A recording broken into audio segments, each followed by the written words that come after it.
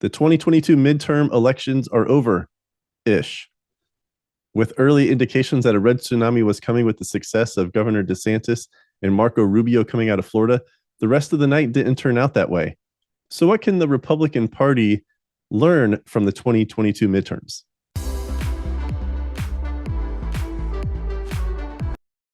The midterm elections are over.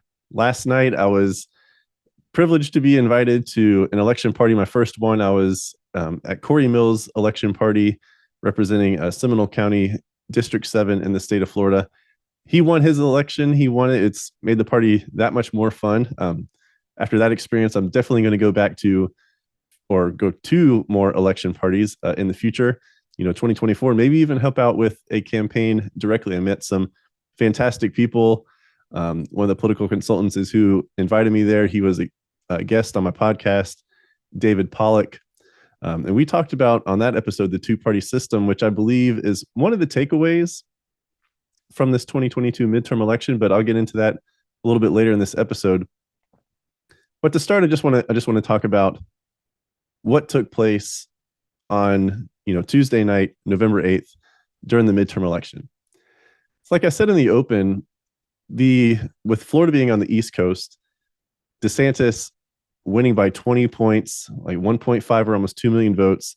Marco Rubio trouncing Val Demings in the Senate race. The state of Florida flipping gaining 4 seats in the House, Corey Mills being one of them. And then I think 2 more coming out of the Pinellas County, Hillsborough area. So like the Tampa, St. Pete area, it looked promising. It looked great for weeks leading up to the election. Following the polls, it was, this red wave and possibly this red tsunami. That was the term being used, possibly resulting in 54, 53 seats in the Senate, possibly 30 to 40 seat improvement in the House. But now, as I sit here at the time of this recording on Wednesday night, and when you get this podcast episode, it'll be Thursday at the earliest. The House majority that the Republican Party might get could just be as small as 5 or 8 seats. And the Senate is going to be a toss-up. There's going to be a runoff in Georgia that was announced on Wednesday. The state of Arizona, for whatever reason, and the state of Nevada are still counting votes. Talk about that more in this episode as well, about how I believe there needs to be some standardization to the counting of votes. Not a federalization, but a standardization. I think that would help for numerous reasons. But looking at, what took place on Tuesday night, as a member of the Republican Party, I was excited. I was trusting the polls, but the polls continuing since 2016 can't be trusted. They can't be trusted. The polls in 2016 were showing that Trump was not going to win. He won. Right? The polls leading up to the 2022 midterms led you to believe that there was going to be this big red wave, just like Obama experienced, just typical the first midterm after the presidency changes parties, pretty significant changes are expected in that midterm election. But it didn't happen. And the polls said that that there would at least be a wave, maybe not a tsunami, outside chance there was, but for sure a wave. And then at the end of the night, you're thinking, okay, well, the Democrat Party, they're probably pretty pleased with how this went. I mean, talking to estimates being that there could have been a 15 to 20 seat majority in the House, and then Republicans are probably going to end up somewhere between maybe 5 and 10. I mean, that's a win based on the expectations from the Democrat Party, and a loss for the Republican Party. Now, yes, there are small victories, or small battles were won, but maybe ultimately the war is not won. We'll see what happens with the Senate. The best Republicans are going to do, it looks like, would be 50-50, which is just going to be the status quo. That's what it is today. So flipping the House would be great, but it's not what was expected. And going back to the expectations, I was hopeful that there was going to be this tsunami, maybe just a wave. But what we saw is that it was barely like a white cap from a Gulf breeze. I mean, yeah, there's small victories as I just mentioned, but Florida adding 4 Republican seats in the House, New York adding some seats in the House, flipping a couple, um, Governor Kemp, winning, beating Stacey Abrams decisively in Georgia, Governor Abbott, but those are states. Governors are individualized to the state. Sure, they can have some kind of national presence, maybe help with messaging, but a governor is responsible for their state. And when you look at it, most of the incumbents just went ahead and won, which is very confusing because polls show, granted, I just said I don't trust polls, but maybe I be more specific. I don't trust election polls like candidate versus candidate, who's winning, who's not winning, and so on. But exit polls and everything, and polls leading up to the election, the midterm election, was saying, okay, 65, 70% of Americans are dissatisfied with the current state of the country. But most of the incumbents won. Most of the incumbents won. So it's like, okay, well, if you're dissatisfied, why didn't you show that in your vote? Are you just so comfortable with misery that, misery loves company, as the saying goes, and you just want to sit there and kind of wallow in the misery because you don't want to take that giant leap, so to speak, and maybe switch parties for an election, or maybe, just for a candidate or two? Is that what it's come to? We're so entrenched and dug in to our political parties that we can't say, well, you know what? I'm going to vote based on what makes my life better and support a candidate that's going to improve my life and the people maybe in my community. Is that where we are? Because that's where it seems like we are. If 65 to 70% of the American people, voters, are dissatisfied, why are all these incumbents winning? You're voting for people who are going to keep the status quo. And that's one of the major takeaways from this midterm election is because there was no red wave, because there was no red tsunami, the Democrat Party is just going to double down on everything they've been doing in the last 2 years. This cultural battle that is going on, take it beyond politics, but the cultural battle that is going on that then influences politics, it's going to continue. Everything that we saw from January 2021 through this midterm election, gender affirming care, transing the children, COVID lockdowns, if they were given the chance, that would happen, mandates, the rise in crime, inflation, and all these different issues. They're just going to double down on that because no lessons have been learned. What lesson is the Democrat Party going to learn? They're going to say, well, it was projected that the Republicans were going to take about maybe 20 to 30 seats in the House. They took half to a third of those seats. And even though voters were saying at a 70% clip that they're dissatisfied and Biden's approval numbers were at like 40% or maybe a hair lower, we still performed pretty well, relative to how midterm elections are supposed to go whenever, the party of the presidency changes. So why don't we just keep hammering home and double down on everything that we've been doing these first 2 years? Why wouldn't they do that? And that's why I'm so disappointed in the American voter. If you're dissatisfied, why did you vote? Why did a majority of you vote for the status quo? And I think part of that is maybe the two-party political system. I talked about that in a previous podcast episode. I have the two-party political system. Again, David Pollock was my guest on that episode. If you have not listened to it, go back and listen to it. I'm trying to find it here. It is episode 63. So if you haven't listened to episode 63, it's about the two-party political system. Go back and listen to it. Great conversation again with David Pollock. And I think that's maybe part of the reason why so many people have dug their heels in with their party, even though maybe what their party is doing is not benefiting them. Maybe they disagree with how their party is, maybe do it or votes economically or like their economic plan. But maybe they agree with them when it comes to social issues and other things. But even though I would guess that the economics would more directly impact a voter's life than just some of the social issues, you don't see that change happening, the change in the vote. So as I said, and my guest again, as we talked about in episode 63, the two-party political system of the United States, David and I talked about in the episode how, George Washington advised against political parties. He advised against a two-party political system because he said that it would turn into just a power grab. And I think that's where we are. We have, again, people just being reluctant and not wanting to have change because they know, okay, maybe I agree with, let's say, a Republican or a libertarian on this issue, but I know if I vote for that Republican or that libertarian on this issue, that I am, not just voting on that one issue because I only get one vote. I am not voting for everything else that the Democrat, in my district or for the Senate or whatever for the presidency. I am voting against everything that they stand for that I also agree with.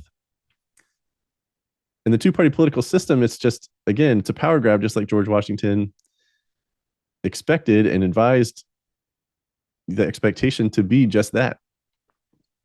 So I think it is time. I know we have other political parties. I'm friends with many libertarians.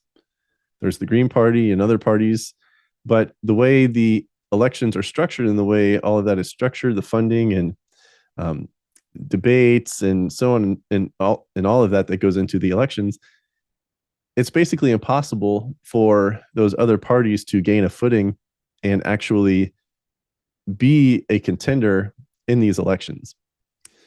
So I believe we do need to change the rules in order for these other parties to have a level playing field. Take off any kind of restrictions that exist and allow them to operate equally.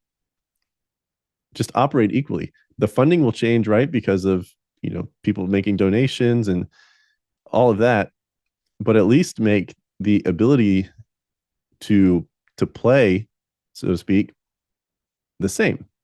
Just make it equal, make it the same.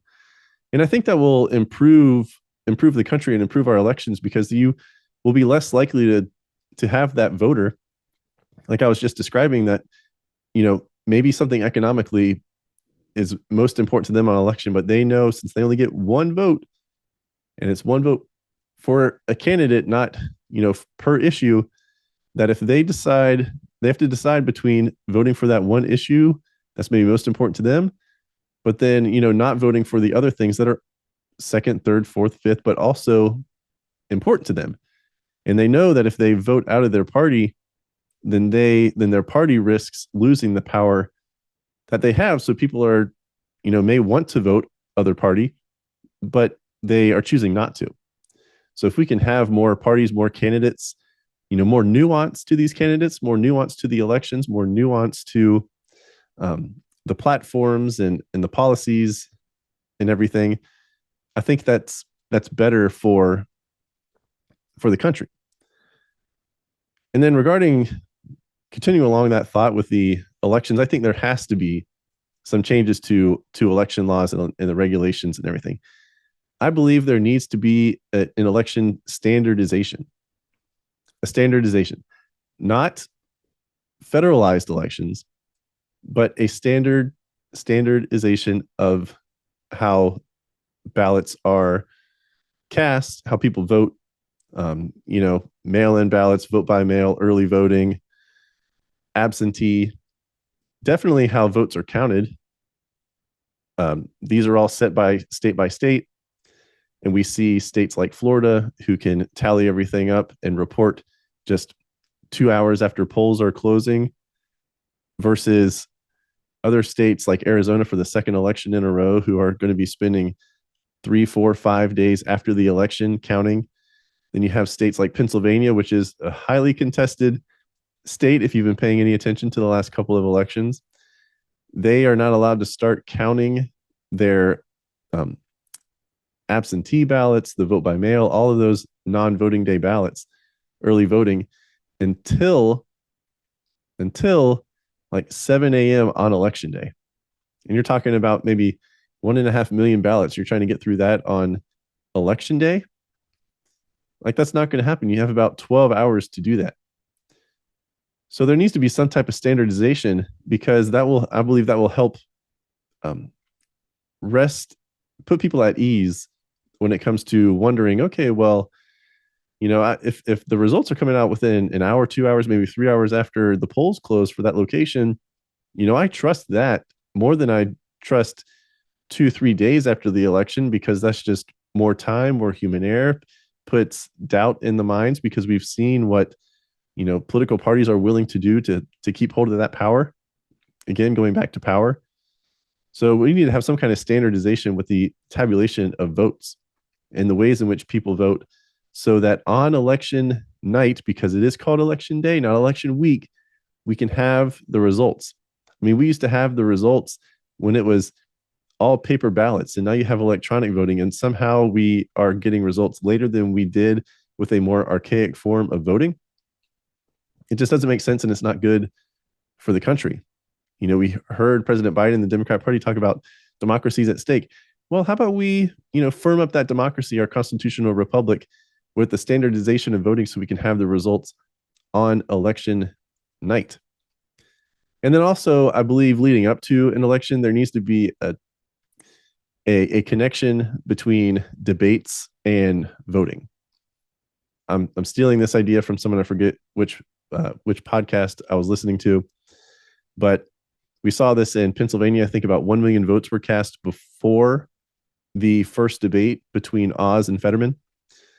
And then we saw in Arizona where Hobbs, the Democrat candidate, did not want to debate, and I don't think ever did debate Kari Lake. So maybe we should tie in a debate with the start of voting. Like, there can not be any early voting, and I think early voting, if it's going to exist, should be limited forms, and it should be just like maybe the week before an election, maximum 2 weeks before. But you can't have any early voting, no mail-in balloting, none of that kind of stuff, until there's at least one debate between the two candidates. And then once that debate's finished, let's say the next day or 2 days after, whatever, that same week, the next week, then the voting can begin. Otherwise, you're just going to continue to get the hiding of candidates and the refusal to debate, which is not good for, again, we the people. So the fact that we can't come to an agreement on this stuff is just, I mean, I don't want to say mind-boggling to me, because I understand why it's being done or why it's not happening, but that is something I advocate for. Tie in voting with debates, so we can get debates and we can actually learn more about the candidates and what they stand for, and not just be able to go in and vote blindly, and then find out 2-3 weeks later with a surprise or something like that, or something's revealed during a debate, and be like, holy crap, man, if I wish I still had my vote, because I would change my vote. There's instances of that occurring recently, but once you vote, you only get to vote once, they say. Reflecting back now on the Republican Party, the GOP, after these midterm elections, I believe that the GOP needs to put forth more electable candidates.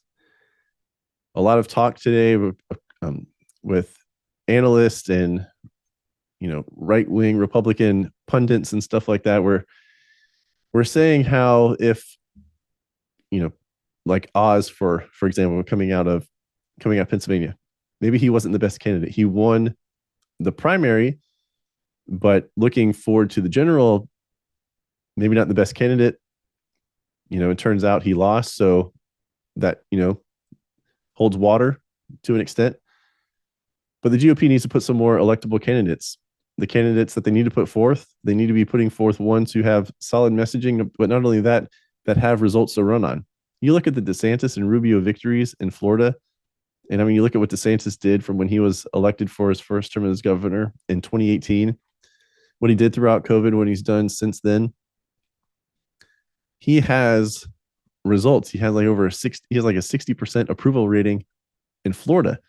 Abbott has results.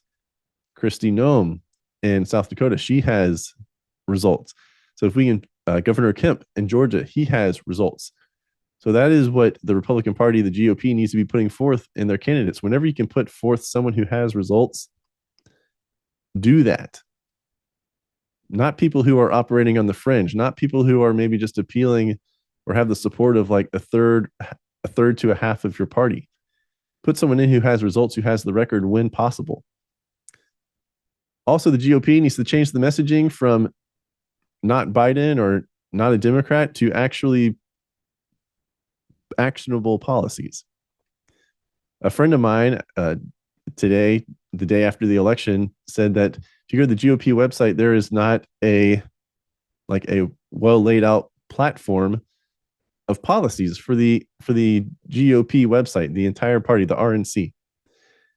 And I was like, well, that's shocking because it seems like the messaging was pretty consistent across all the Republican candidates, but not to have a solid policies and everything on the party website is shocking. Like, that has to happen. Republicans need to talk about actionable policies. How are you going to do what you say, instead of just saying it's not what is currently happening, we're going to fund the police. Okay, well, what does that look like? We're going to do this, do that. We're going to reduce inflation. Okay, how would you, with the control of the purse strings, reduce inflation? Put actual steps out there so that people can understand what you propose and also help trust that you're going to do it. It doesn't work to flip someone who might potentially be a persuadable voter to just say, oh, we're not going to do what, in this case, the Biden administration and the liberal Democrats are doing. That might work in the argument from the Democrats against Republicans, like, hey, we're not Trump. That worked in 2020. And I think now, although the midterms maybe say not so much, but leading up to the midterms, it was, wow, a lot of people got that wrong voting for Biden in 2020, because look at the state of our country now. But then the 2020 midterms come along and it just blows everything up. So, but the GOP needs to do a better job with the messaging, needs to put forth policies, because policies are going to inform people and help people trust those candidates. And then if the Republicans do take hold of the House, they need to be putting forth actual bills that show what they will do in governance. This is directly tied to putting forth policies just for candidates, but once elected to office, get the majority in the House, put forth bills that show what Republicans want to do, because that can then be built upon for the 2024 election, which will hopefully add more Republicans to the House and more Republicans to the Senate. So even though there was not a red wave, a red tsunami, this midterm, build upon it and take that little coastal breeze white cap in the Gulf and turn it into a swell, that tidal wave that we were expecting and hoping for heading into the 22 midterms. Get that wave in 2024. And then looking into 2024, I've been thinking about this for a while. I just haven't really thought about the time. I was waiting after the 22 midterms, but now that the 2022 midterms are done, I guess it's good now. I was going to dedicate a whole episode to it, and I will in the future. But Trump should not be the GOP Republican Party nominee in 2024. I did an episode last year about Trump being the nominee. I am changing that thought. I don't want him to be the 2024 nominee. Trump turns people out on the Democrat Party and even some Republicans who don't like him, to the point where I don't think he would win in 2024. It would be too close for him to win in 2024. But Trump's personality is not going to allow for him to step back. I mean, I don't even think he should announce until the Senate runoff in Georgia is complete. But he came out leading up to the 2022 midterms on Election Day on Tuesday, talking about how he was going to announce on the following Tuesday, November 15th. So we'll see if that holds true or if he pulls back. The thought was in the 2020 election with the Senate runoff in Georgia is that Trump screwed over the Republican Party because of what he was saying in his beef with Raffensperger, the supervisor of elections, and also with Governor Kemp of Georgia. So Trump has numerous missteps. Those who love him say that, like his shot on DeSantis last week with DeSanctimonious was brilliant and genius. I don't think so. I think that's just Trump getting in his own way. I don't know if I ever said it on the record, but I've long held this belief that if Trump during his term as president would have dialed down on his attacks, some of his speech by about 50%, if he would have tuned that down 50%, he would have been over 50% approval rating.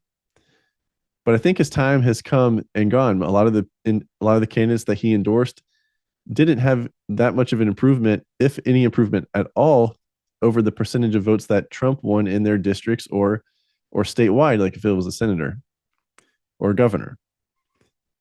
So if Trump's been out of office for 2 years, but yet the candidates who are endorsed by him aren't getting more votes than he got, that's not a good sign. You would hope for an improvement from 2020 to 2022, and then looking again down the road into 2024.